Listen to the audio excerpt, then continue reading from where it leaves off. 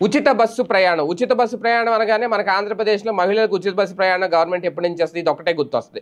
కానీ తిరుమలలో భక్తులకు ఆర్టీసీ ఉచిత బస్సు ప్రయాణం ఆల్రెడీ ప్రారంభించింది. వాస్తవానికి పైన కొన్ని ఉచిత బస్సులుంటాయి.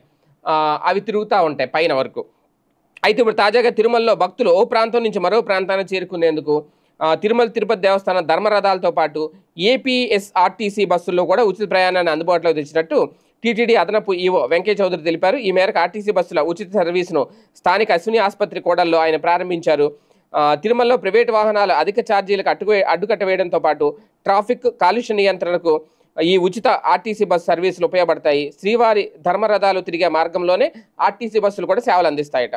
సగటున 3-4 నిమిషాలకు బస్సు ప్రతి స్టాప్లో భక్తులకు అందుబాటులో ఉంటుంది ఈ అని చెప్పుకొచ్చారు. అంటే మొత్తానికి వాస్తవానికి ఇది చాలా మంచిది. ఎందుకంటే తిరుమల వెళ్ళే వాళ్ళకి తెలుస్తుంది ఆ బాధలు ఏంటనేది. పైకి వెళ్ళిన తర్వాత అక్కడి నుంచి అంటే పైన కొండ మీదే తిరుమల నుంచి తిరుపతి రావాలంటే మామూలే ఛార్జీ పెట్టుకుని రావాలి.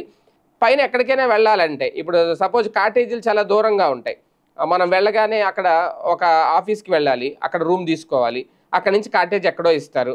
అక్కడికి వెళ్ళాలి అంటే అక్కడ ఏ ఆటో ప్రైవేట్ ట్యాక్సీ ఏదో మాట్లాడుకోవాలి. ఎందుకంటే ఆ లగేజ్తో ఈ శ్రీవారి ధర్మరథాలనే ఉంటాయి ఉచితంగా, అవి ఎక్కలేము. అవి ఎక్కామంటే ఫుల్ రష్ ఉంటుంది, ఖాళీ ఉండదు, అసలు ఎక్కే ఛాన్స్ కూడా ఉండదు. అలాగని ప్రైవేట్ వెహికల్స్ ఆశ్రయిస్తే మినిమం 100 రూపాయలు 200 మనుషులు పెట్టి 300 పైన తిరగడానికి కూడా వందలు వసూలు చేస్తారు. అందరూ పెట్టుకోగలుగుతారా? దాంతో ఇంకా నెత్తి మీద ఆ బ్యాగులు పెట్టుకుని నడుచుకుంటా వెళ్తారు. అడ్రస్లు కనుక్కొని ఈ కాటేజ్ ఎక్కడ ఆ కాటేజ్ అందరికి తెలియదు కదా, కొత్తగా వెళ్ళే వాళ్ళకి ఇబ్బంది అవుతుంది కదా.